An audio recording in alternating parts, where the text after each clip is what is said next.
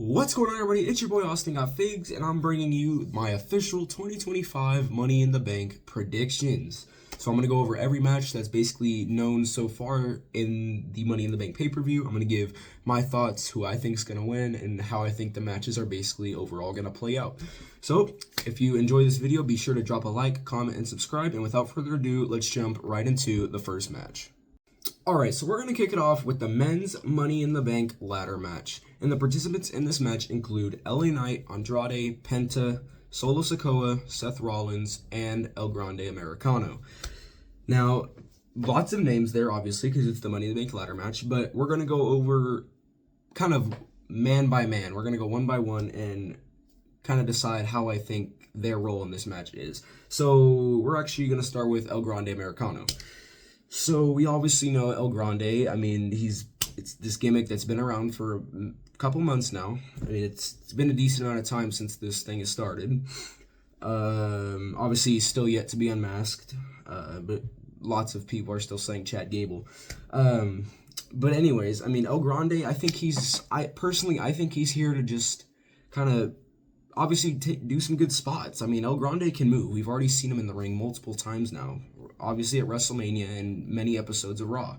So for me personally, that's how I think El Grande is going to play out in this match. I think he's just going to be the one to show absolute great star power and pretty much do some crazy spots, man, like jumping off the ropes, jumping off the ladders. I think that's going to be kind of his role in this match.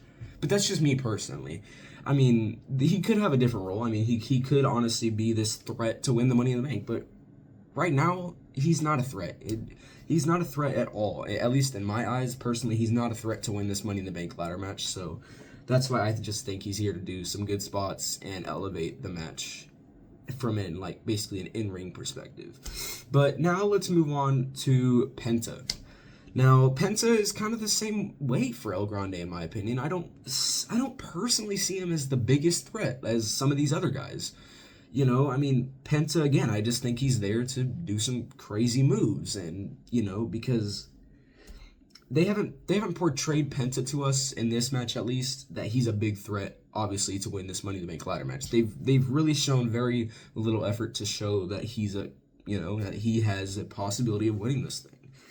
And so for that reason, all I can think of is that, again, he's just there to do some crazy moves just like El Grande. I mean, again, jumping off the ropes, jumping off the ladders, doing some crazy stuff. So that's how I think Penta is personally going to play out in this match. I mean, I just don't see him really being a threat again, man. The WWE has lacked the effort of actually portraying Penta a threat. Like I said, I mean, I don't even know if there's there's literally been zero build kind of to show that Penta is any type of threat to any of these guys or to winning the Money in the Bank match. So again, man, Penta, in my opinion, he's just there to do some crazy moves and just like El Grande. But now let's move on to Andrade. Now again, Andrade, not a crazy threat in this match. Again, I mean, you got three guys right there. Those three guys just aren't the craziest threat. But, again, Andrade, I just think he's there to obviously do some crazy moves. Now, obviously, with these three guys that in my opinion are just there to do some crazy moves, obviously they're in there still to at least elevate their main roster runs. Obviously, they're there to elevate themselves as superstars and portray themselves more to the audience to get people more locked in and focused on them instead of just the top tier guys. So that I can also understand as well with people like Andrade, Penta, and El Grande in this match. So that I can 100% understand there. That's why they're in the match, is to obviously do some crazy moves, but use those crazy moves to drag more of a majority of the audience towards them and actually be focused on what they're doing week after week on either Raw or SmackDown. So that's how I think, again, Andrade and those three guys, Andrade, El Grande, and Penta, are going to play out. That's my personal opinion on them. But now let's jump into a bigger threat to win this match, actually, Solo Sikoa. Now, yes, Solo is a big threat. Yes, 100% he is a big threat to winning this match. but we've also seen this kind of mischief between his Solo's faction, the bloodline thing he has going on with JC Mateo and obviously Jacob Fatu. Now, the WWE has obviously been taking multiple steps at a time per week to obviously show this kind of fed up side of Jacob Fatu, and he's kind of starting to get pissed at Solo. He doesn't want anything to do with him, basically. So, I mean, I truly think for Solo in this match, like, he is a big threat, but I think there's going to be some bloodline mischief that plays out in this match with Solo Sikoa. I don't know, like, we might have Jacob Fatu and both JC Mateo come out, and maybe they're both going to try to help Solo Sikoa, but throughout that process, JC Mateo and Jacob Fatu somehow get, like, pissed at each other. And then, like, Jacob Fatu gets really angry, and then he maybe just leaves, and maybe Solo gets too much dragged to that one of the other participants in the match actually comes out and wipes him out, and then takes him out of the match completely. So that's how I think personally Solo Sikoa is gonna play out in this match. Yes, a big threat, but no, I don't think he's gonna win. So now let's move on to the visionary Seth Rollins. Much like Solo, I think his faction is also going to play a big role in this match. So, and not even just his faction. I think CM Punk is actually going to have a role in the how Seth Rollins plays out in this match, because obviously on Raw, the most previous episode of Raw, we did have Seth Rollins, obviously, or not just Seth, but his entire faction, the Bronson Reed and Braun Breaker. They costed CM Punk the opportunity to be in the Money in the Bank match. So for that reason, obviously CM Punk's going to be pissed at Rollins, and then I think personally he's going to intervene in this Money in the Bank ladder match, and he's going to pretty much ruin Rollins' chances of winning this Money in the Bank. Now, maybe I'm wrong. Maybe Seth Rollins' faction actually does come out and they take out CM Punk yet again. But we've seen that time and time again over these past couple of weeks and even a month by now. So for that reason, I just think CM Punk is definitely going to cost Seth Rollins this match, and Seth is not going to end up winning. And that is obviously going to lead to something bigger between CM Punk and Seth Rollins' faction from weeks to come. I mean, I could see this going till, honestly, SummerSlam. So that's just how I think Seth is going to play out personally. I mean, yes, again, he's a big threat just like Solo, but because of the ever-looming presence of CM Punk, you know, I don't think Rollins is going to actually end up winning. So that actually takes me to LA Knight. So LA Knight is actually my pick to win this match personally. And my reasoning in actually picking LA Knight to win this match, LA Knight, he's practiced. I don't know if you want to really use the term dominated, but he's well earned his opportunity after kind of conquering the mid card in the SmackDown roster and just the overall WWE roster. So I think LA Knight definitely deserves that push in winning this Money in the Bank ladder match and eventually cashing in on either Jay or John Cena. But I personally think whoever does actually win this match, I think they're going to definitely cash in on Jay. I don't see any of these guys cashing in on John, unfortunately. So I do think, you know, Jey Uso will eventually get cashed in on and by LA Knight. But bringing me back to LA Knight, man. So yeah, he's dominated and pretty much conquered the mid-card throughout the WWE. And for somebody that does that's the person you want to push. That's the person you want to elevate to win something like the Money in the Bank. Win something like win a plot changer just like the Money in the Bank. You know, you push somebody that has dominated your mid-card to win a world title in the WWE. So that's why I think personally LA Knight's going to win. And if you really want to throw it out there as just a little theory, well, the Money in the Bank, where is it at? Los Angeles, California. Where is LA Knight from? LA. What are the first two letters in his ring name? LA. So if you really want to do like a whole theory, that could also help maybe elevate your chances of thinking that LA Knight's going to win this match. But that's not how I think.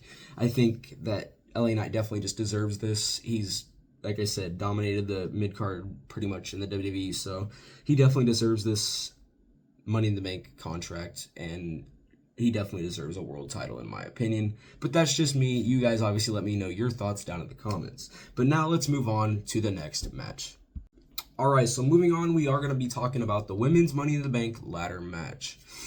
And obviously the participants in this match include Rhea Ripley, Alexa Bliss, Roxanne Perez, Julia, Naomi, and Stephanie Vaquer. Now, just like the men's Money in the Bank, I'm going to go through every person that basically is in this match, and I'm going to visualize and explain how I think that what their role is in this match. And we're going to actually start off with Julia. Now, Julia, we already know where she's going. It was already shown before, obviously, Money in the Bank that she is going after Zelina Vega for the U.S. title. So she's obviously not going to win this match. There's no way, because why would the WWE portray something like a feud with Zelina Vega and Julia, but then have Julia win the Money in the Bank? I just don't think that's going to happen. So it's obvious to me, and I think everybody out that currently watches WWE, that Julia is not going to win this match. So she's the easiest one to really figure out what her role is in this match. I mean, she's obviously going to be there to do some cool moves to elevate her and portray her more to us, the audience, who doesn't even know who she is because we probably don't watch NXT. But yeah, so that's how I think Julia is basically going to play out in this match. But now let's move on to Roxanne Perez. I think Roxanne's I think she's a decent threat in this match. I don't think she's somebody you can completely exterminate and say that they're not a threat, because she definitely is a threat in some sort of way. But I don't think she's going to win, honestly. I don't really think Roxanne is going to win.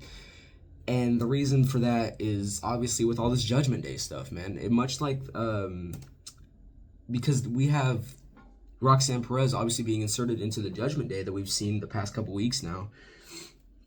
So I think, and obviously there's that Liv Morgan and Raquel, they both dislike Roxanne. But I think something could possibly happen where Liv and Raquel somehow intervene in this match, maybe to stop Roxanne Perez, honestly. And that could honestly lead to Roxanne Perez losing this match. Now, that I don't know if I really want to be set on the idea that Liv and Raquel are going to cost Roxanne, because that's kind of way out there in my opinion. But I could definitely see it in some sort of way that Liv and Raquel both cost Roxanne. Like, because obviously, like I said, they both dislike her right now. They both, especially Liv Morgan, she definitely is not really a big fan of Roxanne Perez, as we've seen over the past couple weeks. So I definitely think the Judgment Day is obviously going to intervene in this match and have an effect on how Roxanne Perez plays out. But I do think it could be the possibility of Liv and Raquel actually costing her this match. And that'll obviously add to a big stir-up in the Judgment Day. And then, I mean, yeah. So that's how I think Roxanne is going to play out in this match. But now let's move on to Alexa Bliss. Now, Alexa Bliss is a threat, in my opinion. I think she is a threat. But I don't think she's going to win.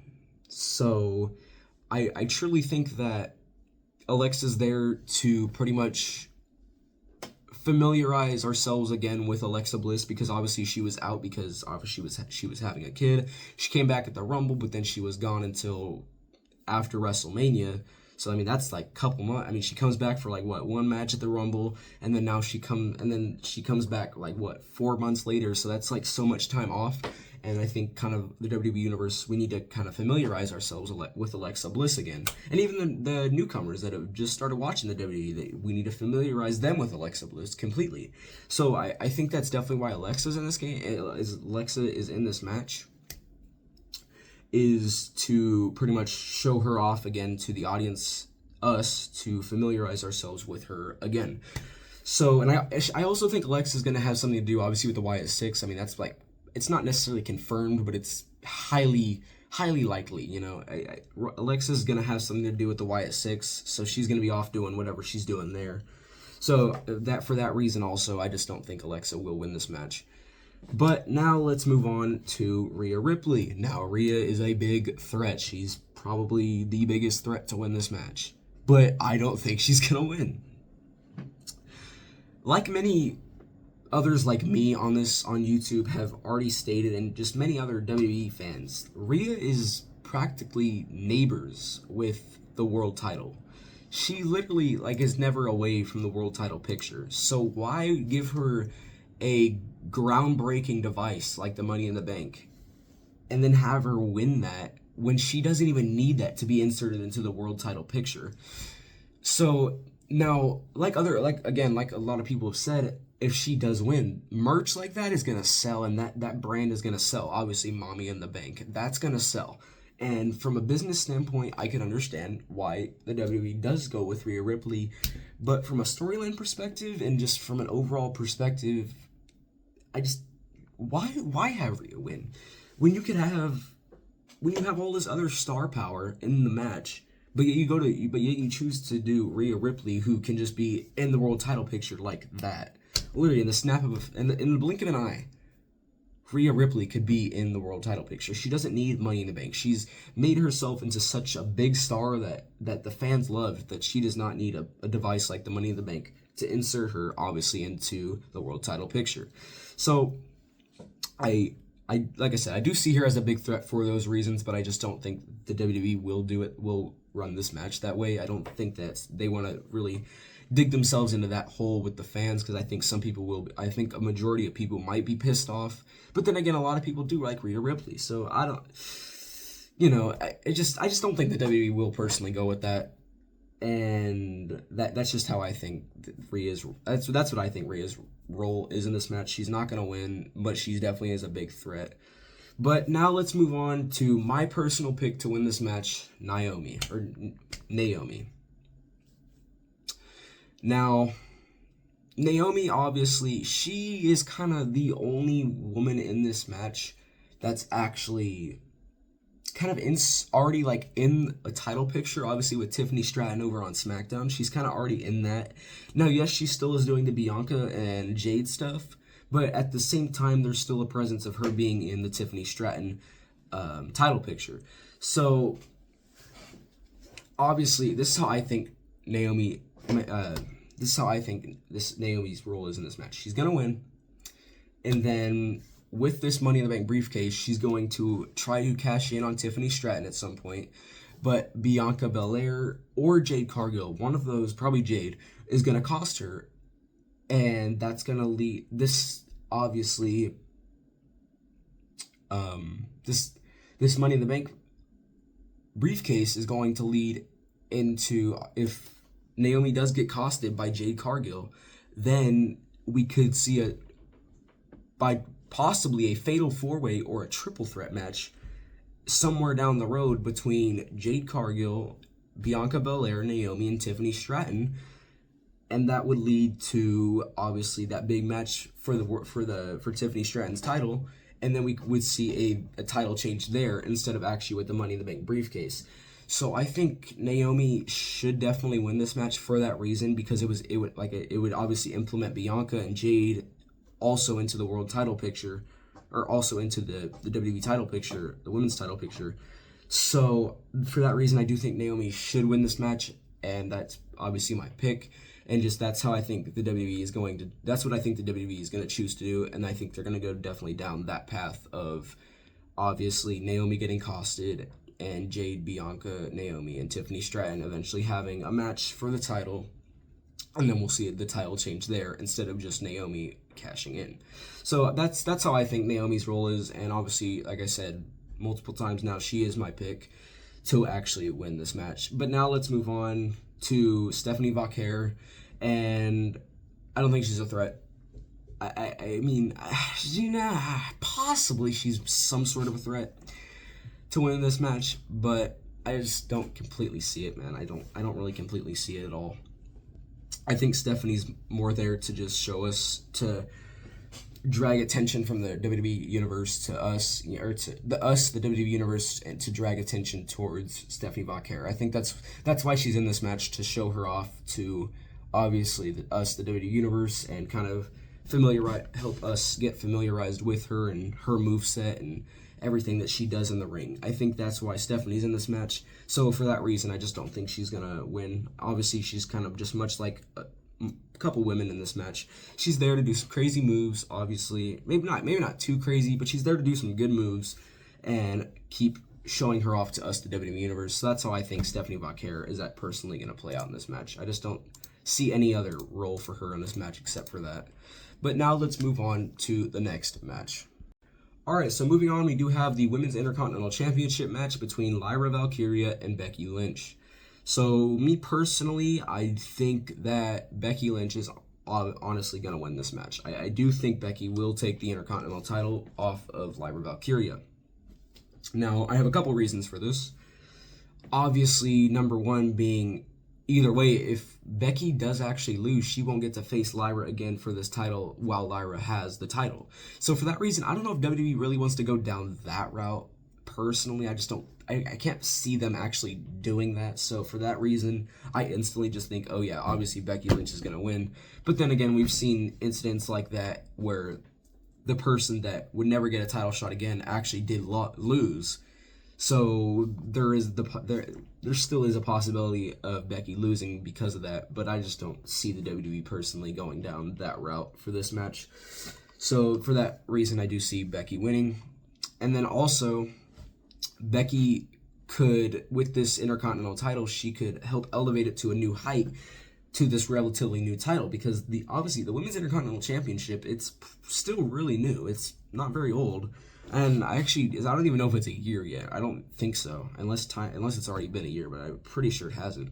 So Becky, a name like Becky Lynch and star power like Becky Lynch could help elevate this title to a new height and kind of revolutionize it in a way, make it something bigger than it is, kind of start elevating it more towards maybe kind of like a world title. And I mean, you will obviously not completely to that, because you still got to have some sort of mid-card, you still got to have this title as some sort of mid-card championship, so you can't completely elevate it to something like a world title, but you can definitely elevate it to something higher than what they have it now, because right now this title is pretty much dead in my opinion. I mean, I think that's lots of people's opinions. It's pretty dead. I mean, this is like the first storyline that it's actually ever had with this title, is this feud, but the title's been around for a couple months now, but this is the first like real feud we're getting from this title. So for that reason, I do think Becky should win to help elevate it more, because I think she could do a lot more with this title than Lyra, obviously because she's more experienced, and I mean, it's Becky Lynch,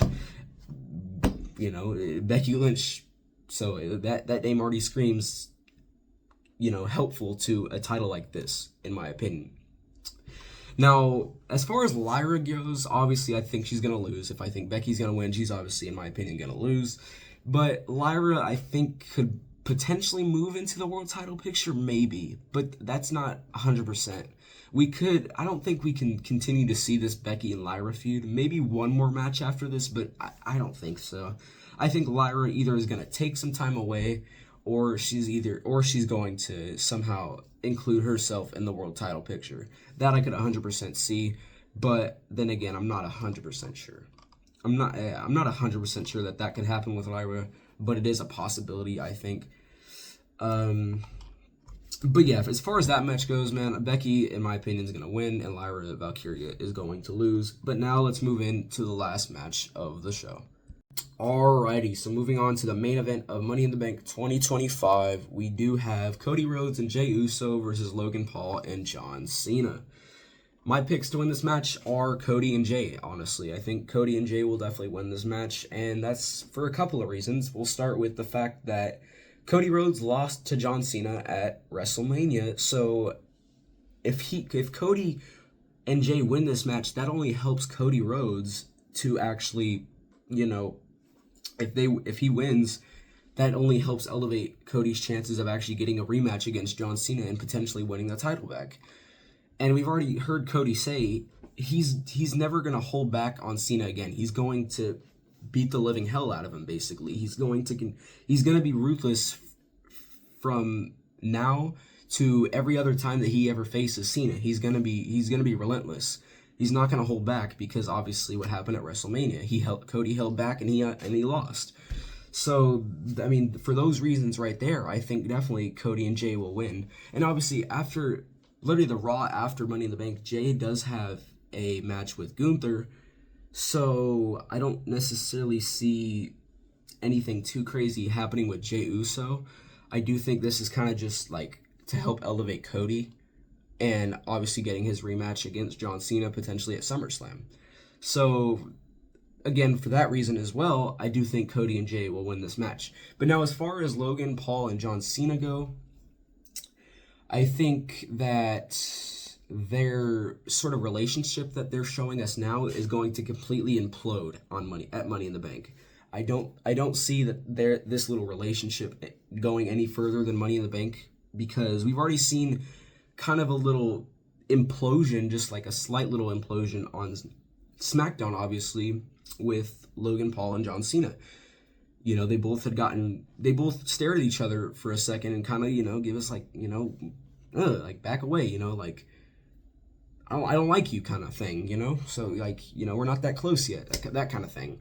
So, I do think that Logan and Cena could lose for that reason, that their relationship in this tag team is going to implode shortly after the match probably starts, honestly.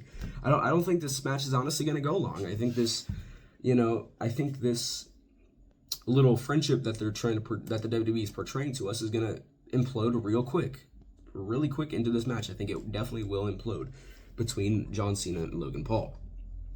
Now, as far as who takes the pin, John Cena definitely will not take the pin. I just don't see Cena taking the pin, because I think that could honestly hurt Cena in his farewell run and his farewell tour. I don't think Cena should take the pin, and I don't think the WWE thinks he should take the pin either. So for that reason, I think Cody Rhodes is actually going to pin Jey Uso. Sorry. Cody Rhodes, I think, is going to pin Logan Paul, because, I mean, it's Logan Paul. I don't think nothing can hurt Logan Paul right now. I don't. That guy could be in the world title picture like that. So I don't. Like, coming off of this loss, Logan Paul could be inserted into the world title picture the next day. Let's be honest. So I think Logan Paul is definitely going to take the pin from Cody Rhodes here. Obviously, Cody Rhodes is going to get the pin most likely, so he can again elevate himself more towards saying that he deserves the rematch against John Cena. So that's basically how I think this match is going to play out. Cody and Jey are going to win, and Logan's going to get pinned by Cody, and the John Cena and Logan Paul relationship is going to obviously implode. So that's how I personally think that this match is going to play out, but obviously you guys leave me your thoughts on this match down below. But I do think that's going to wrap up the 2025 Money in the Bank ladder match predictions. Let me know what you guys think about this overall card that we have at Money in the Bank, and let me know if there's anything that you disagree with that I had stated. Do you think any of my predictions are going to be wrong? Do you think I'm going to be wrong, and do you think that maybe there's better options to win these matches? You guys let me know all that down in the comments. And if you do want to see more videos like this, be sure to like, comment, and subscribe, and even turn on post notifications so that way you know every time I post a video. But without further ado, I will catch you guys in the next one, and I do hope you enjoyed the video.